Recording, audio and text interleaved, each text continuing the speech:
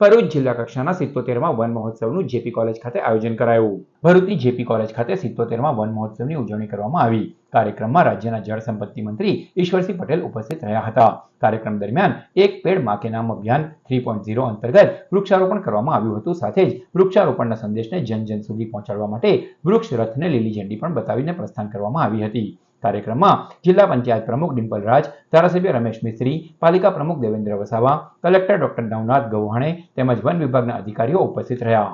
ભરૂચના પનોતા પુત્ર એવા કનૈયાલાલ મુનશીજીએ 1950ની અંદર એટલે કે આજથી 70 વર્ષ પહેલાં વન મહોત્સવની શરૂઆત કરવામાં આવી હતી.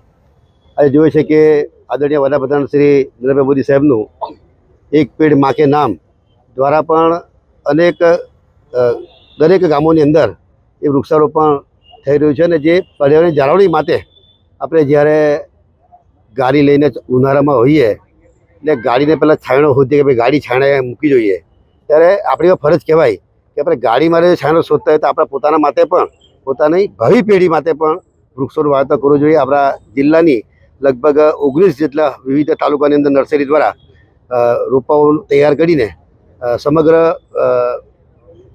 તાલુકાઓની અંદર આ રોપાઓનું વિતરણ કરીને વાવેતર પણ કરવામાં આવ્યું છે.